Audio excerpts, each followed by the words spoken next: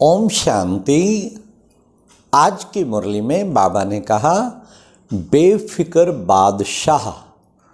बेफिक्र बादशाह कौन? जो परमात्म मिलन में, जो सदा परमात्म मिलन में रहते, वे हैं बेफिक्र बादशाह। कितना सुंदर पॉइंट है, बेफिक्र बादशाह। जितने भी बादशाह हैं वो फिक्र वाले हैं।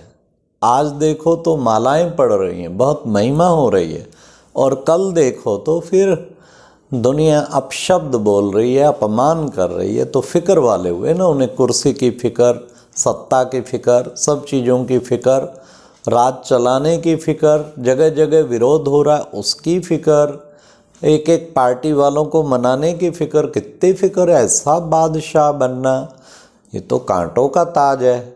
और बाबा कहते तुम हो बेफिक्र बादशाह, तुम्हें कोई फिक्र नहीं है, कोई फिक्र नहीं है। तो आज की मुरली में ही बेफिक्र बादशाह बनने की कैसे बने, क्वेश्चन है कैसे बने। बेफिक्र बादशाह बनने की लगभग 10 पॉइंट आई हैं, तो मैं आपसे शेयर करता हूँ आज की मुरली से। मुरली मंथन भी होगा और आपको बेफिक्र बादशाह की पॉइंट भी मिलेंगी। सबसे पहला तो इसी स्लोगन में, सदा परमात्मा मिलन में रहो तो बेफिक्र बादशाह बन जाए, तो बाबा तुम्हें कोई चिंता नहीं होगी। तो वास्तव में जब परमात्मा मिलन में क्या होगा, अर्थात बाबा की याद में होंगे, तो ये पॉइंट याद रखें कि मेरे साथ 1000 भुजाधारी स्वयं सर्वशक्तिवान बाबा है। तो फिक्र रह सकता है, कितनी बड़ी परिस्थिति उड़ जाएगी। पहाड़ राई और राई से रुई बन जाएगा और उड़ जाएगा।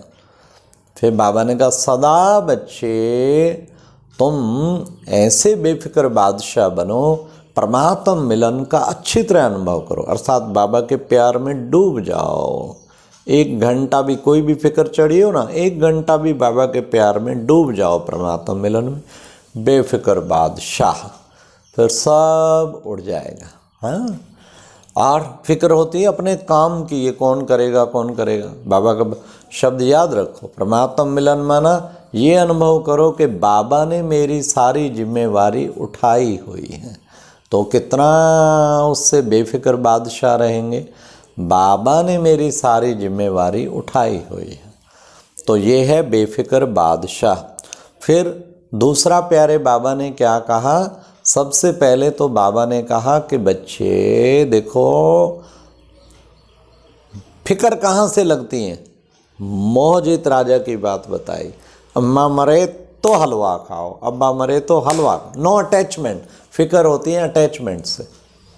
मनुष्य के अंदर जितना मेरापन है ना, हाय मेरा बच्चे, मेरे मकान, मेरी संपत्ति, मेरा मेरा मेरा, और वो मेरा जब मेरे का कनेक्शन टूटता है, हाँ, मेरा जब उसका हिसाब पूरा होता है, फिर कितनी फिक्र लगती है। मेरे बच्चे को बीमारी हुई तो फिक्र, अरे भाई मेरा नहीं है ना, ट्रस्टी बनो ना, बाबा का है, बाबा का है। शरीर छोड़ गया, अरे था उसका, ले गया अपनी चीज़ को, तो मुझे किस लिए फिक्र हो। पहले से ही तैयारी रखो, मेरा कोई है ही नहीं ना। तब बाबा ने कहा अम्मा मरे हलवा खाओ, अब्बा मरे हलवा खाओ। अम्मा माना हलवा नहीं खाओ, माना कि बेफिक्र रहो। भाव तो ये है, चिंता नहीं करो, जिसकी चीज़ उसका हमें रोना नहीं है। ना मन का रोना, ना मुख का रोना, ना आँखों से रोना। आँखों से रोना तो कहीं कंट्रोल कर लेते, लेकिन मन का रोना, अगर मन से दिन में 1 बार भी दुखी हुए तो समझो आप रोए। डिप्रेशन 1 बार भी हुआ तो समझो रोए हैं। तो रोना कभी नहीं, बड़ा खुश होना है। तो ये प्यारे बाबा ने कितना सुंदर तरीका बाबा ने बताया। फिर बाबा ने आज कहा कि बच्चे तकदीर जगा कर आई हूँ, तुम्हारी कितनी तकदीर अच्छी बन रही है। तो बेफिक्र बादशाह रहना है तो क्या करना है, वाह मेरी तकदीर वाह।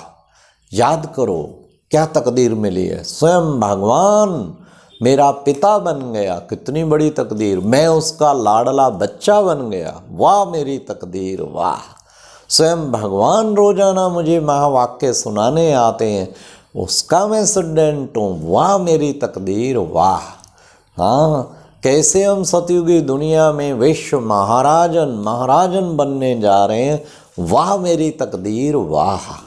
ऐसे अपनी तकदीर के गुणगान गाते रहेंगे तो बेफिक्र बादशाह, कोई फिक्र रहेगी नहीं।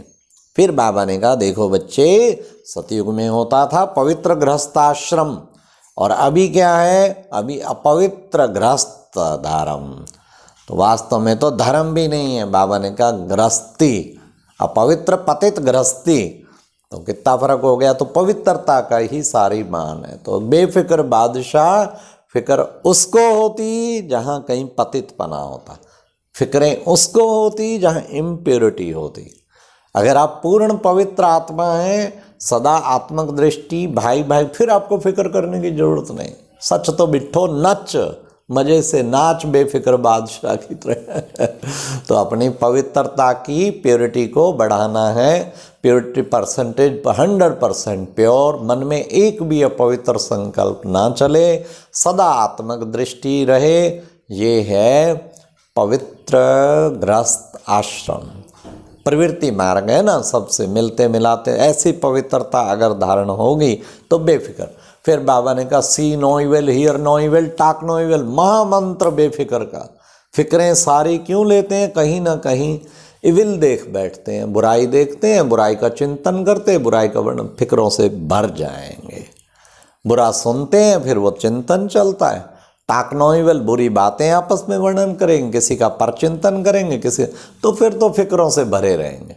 बाबा ने कितना सुंदर कहा, see no evil, hear no evil, talk no evil. और कभी कभी बाबा कहते think no evil, do no evil.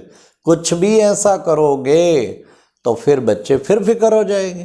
तो फिक्रों से तो फारिग रहना है। फिर बाबा ने कितना सुंदर हम बच्चों को बताया कि बच्चे सच्चा सच्चा सतगुरु तुम्हें ले जाने आया वापस। फिक्रों से फारिग रहना है तो सतगुरु के वरदान, वरदान बेफिक्र बादशाह का भी है। जैसी परिस्थिति वैसा वरदान याद करो तो बेफिक्र बादशाह बन जाएंगे। तो कितना सुंदर बाबा ने बताया कि तुम बच्चे सदा बेफिक्र रहना चाहते हो तो हमेशा सुख देव बनो। व्यास के बच्चे सुख देव, सबको सुख देने वाले, फिर उसे फिक्र होगी ही नहीं। सबको सुख ही देना है, दुख तो किसी को देना नहीं। सुख जो हर वक्त देता रहेगा सुखदेव बन के, तो उसे सुख ही मिलेगा। इसलिए उसको तो दुख मतलब ही नहीं आ सकता। आज बाबा ने कितना सुंदर कहा, छोटी सी आत्मा में अविनाशी फिक्स पार्ट, ये याद रखो तो बेफिक्र बादशाह।